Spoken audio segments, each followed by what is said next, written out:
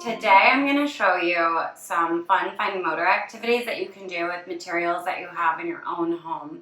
So some things that you'll need are a piece of blank paper, maybe some markers, scissors, tape, and small objects, and then just containers from your kitchen. So for example, a Parmesan cheese container, an old cottage cheese container. Just make sure to clean everything first. Cardboard boxes work great, or other types of bottles. You can really be as adventurous as you want with that, so whatever you have on hand. So one of the things that I like to do with these kinds of containers is I like to cut various types of holes in them. So in this one right here, I've got a slot, and in this one I have more of a circular round hole. So the object that would go in there would be different, so you have to pay attention to the size and discriminate between that. So it's great for that skill, and it's also great to work on those grasping fine motor skills. So for example, I'm going to take just this red chip that I found in my junk drawer.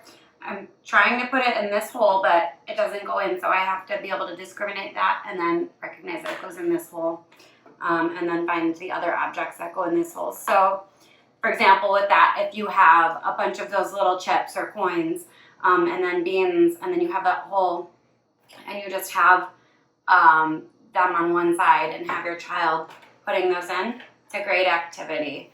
Another thing that you can do if you want, it's a little bit easier in the cardboard, but you can try that kind of thing on a plastic container like this.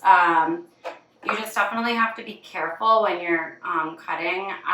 What I do is I will put the cap on, and I kind of just slowly jab the scissors through and just kind of rock it until it goes through, and then I twist the scissors to make it go all the way through. The only thing you have to be careful with, if you think your child might try and stick their fingers in the holes, go with cardboard or go with something that already has holes, because it really hurts when you try and bring your finger back out.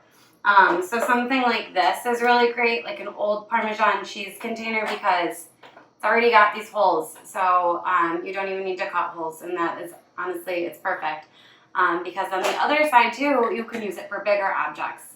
So you can still use that, even that size discrimination thing of having objects that are small enough to fit through here, but then having larger objects that would only go through here to have your child work on that problem solving too. Another thing that you can do with that is also have color discrimination and having your child work on color matching. So what I did is I cut these pipe cleaners, and I just cut out a wonky circle, and out of paper, I glued it onto the top of here, and then I colored around the spot that I was going to make a hole and that color. And so then your child needs to try and figure out which hole each thing goes in. So brown to brown, blue to blue, etc.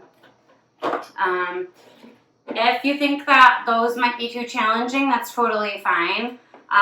Again, something that's going to make this task a little bit easier is having a bigger sized hole. So even something like this, you don't even need to make your own holes.